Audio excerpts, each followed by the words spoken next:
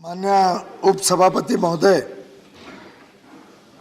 वास्तव में मुझे भी अब लगभग 12 वर्ष होने आ रहे हैं। यहाँ पे हमारे बड़े बड़े वरिष्ठ साथी हैं, भुवनेश्वर कलिता जी, सुरेश प्रभु जी, जिन्होंने वर्षों तक इस सदन की मर्यादा को रखा, इस सदन में अपनी सेवाएं दी।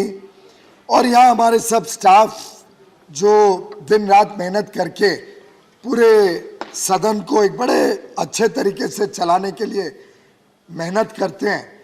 लेकिन पिछले सदन में भी हमने पिछले सेशन में भी देखा किस प्रकार का व्यवहार कुछ विपक्षी दलों ने और उनके नेताओं ने, उनके मेंबर्स ने किया। इस बार थोड़ा बहुत लगता था कि शायद उसका इम्पैक्ट हुआ है और थोड़ा बहुत मर्यादा में बातचीत कर रहे हैं।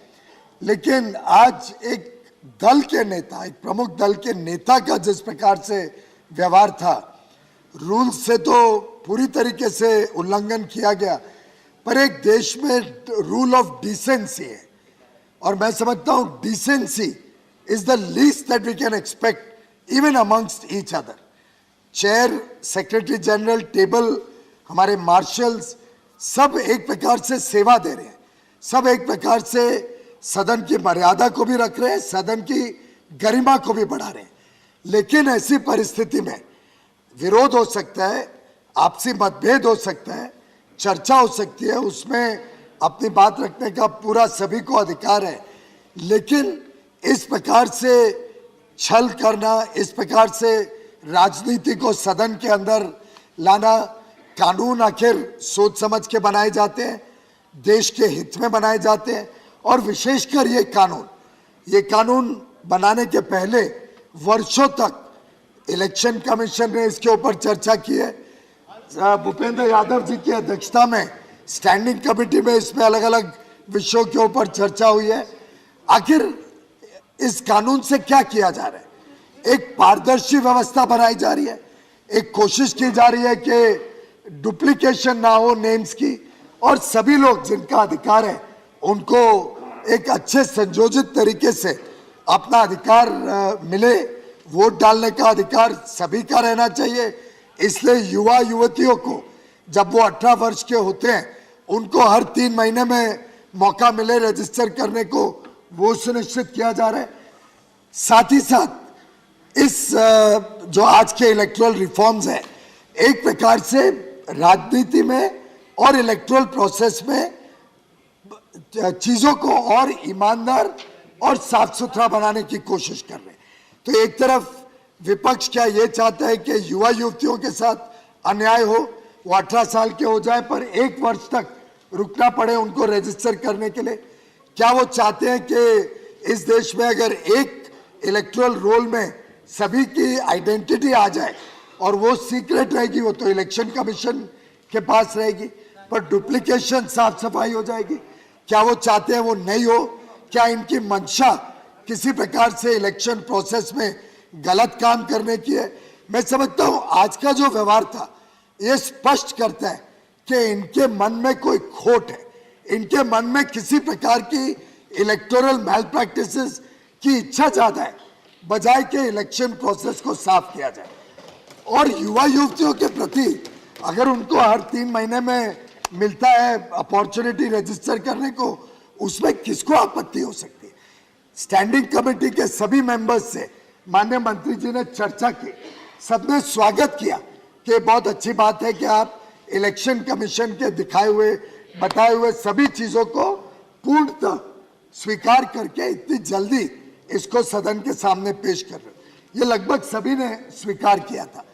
इलेक्शन कमीशन को हम बहुत आदर से देखते हैं, जो डायरेक्शंस उनके आते हैं उसको पूरा सदन रिस्पेक्ट करता है, देश रिस्पेक्ट करता है। मैं समझता हूं इस व्यवहार के लिए हमारे ऑनरेबल मेंबर ऑफ पार्लियामेंट और तृणमूल कांग्रेस के नेता डेरेक ओब्रायन जी ने जिस प्रकार से ये रूल बुक को फेंका है, ये सिर्फ चेयर का या सेक्रेटरी जनरल का या टेबल ऑफिस का अपमान नहीं है, ये पूरे सदन का सिर्फ अपमान नहीं है, पूरे देश का अपमान है। और पूरे देश में इस बात की निंदा की जाएगी कि ये इस प्रकार की राजनीति एक प्रदेश में तो चला ही रहे थे। जिस तरीके से ये इस प्रकार की राजनीति और इस प्रकार की गलत परंपराएं अगर अगली पीढ़ी को देंगे तो मैं समझता हूं कि बहुत खतरा है भारत की लोकतांत्रिक परंपराओं को, डेमोक्रेसी को। 2010 का भी जो जिक्र माननीय आनंद शर्मा जी ने किया था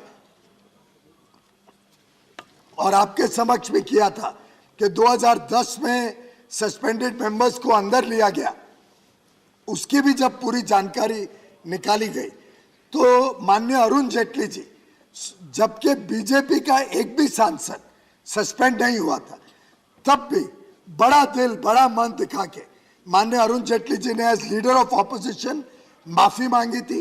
सदन की नहीं, देश की माफी मांगी थी कि सदन में इस प्रकार का गलत व्यवहार हुआ उन 7 सदस्यों द्वारा 2010 में। उसके बाद अलग अलग दलों ने एसोसिएट किया उस माफी से।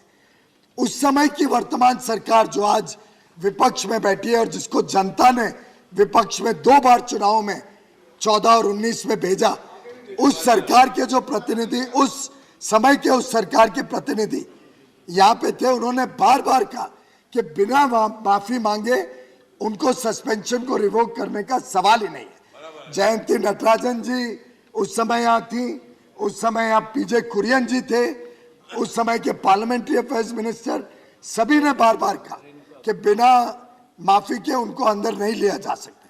और मैं समझता हूँ कि विपक्ष के नेता ने माफी मांगी, अलग अलग नेताओं ने माफी मांगी, फिर चेयर को मिलने वो सदस्य आए, पहले 4 सदस्य आए, उनका सस्पेंशन रिवोक किया गया, फिर एक आए, उनका सस्पेंशन रिवोक किया गया, एक आए, उनका किया, 7वें का अंत तक नहीं हुआ क्योंकि उन्होंने खेद नहीं प्रकट किया, माफी नहीं मांगी चेयरमैन के सामने। हमने मीटिंग बुलाई थी, माननीय चेयर के डायरेक्शन पे मीटिंग कॉल करी, सभी माननीय नेताओं को बुलाया, 5 पार्टी के जिनके मेंबर्स सस्पेंड हुए थे, 5 पार्टी के मेंबर्स लीडर्स आए नहीं मीटिंग में, चेयर का भी अपमान किया और एक प्रकार से एक परंपरा कि मिल बैठ के इसको कोई रास्ता निकाले। जो रिक्वेस्ट आनंद शर्मा जी और लीडर ऑफ ऑपोजिशन ने सदन में की और चेयरमैन के सामने की, और जो उदाहरण आनंद शर्मा जी ने सदन में पेश किया 2010 का, उसी के बेसिस पे हम चाह रहे थे कि इसका कुछ निपटारा हो, समापन हो। 12 सदस्य बाहर बैठे हैं, इसमें किसी को आनंद नहीं आता है, लेकिन अगर देश के और अगली युवा पीढ़ी को एक अच्छा एग्जाम्पल हम सबको रोल मॉडल के रूप में सेट करना है तो the least we should have done was apologise for that absolutely unacceptable behaviour. और मेरा मानना है कि माफी मांगने से कोई छोटा नहीं होता है, उल्टे माफी मांगना बड़े ताकतमंद और मजबूत दिल वाले लोगों की निशानी है, लेकिन वो इनमें है नहीं, इनमें बड़ा दिल भी नहीं है और सहन शक्ति भी नहीं है। ये स्पष्ट करता है कि इनकी मंशा सदन ना चलाने देने की थी, बजाय के एक अच्छी तरीके से बहस करके देश को कैसे आगे बढ़ाया जाए, देश को कैसे एक विश्व शक्ति बनाया जाए। प्रधानमंत्री नरेंद्र मोदी जी के नेतृत्व में सरकार अपने काम पे तटस्थ है। हम दिन रात देश की सेवा में लगे, आगे भी लगे रहेंगे। विपक्ष अपनी भूमिका अच्छी तरीके से निभाए, ऐसा मेरा उनसे अनुरोध है। धन्यवाद।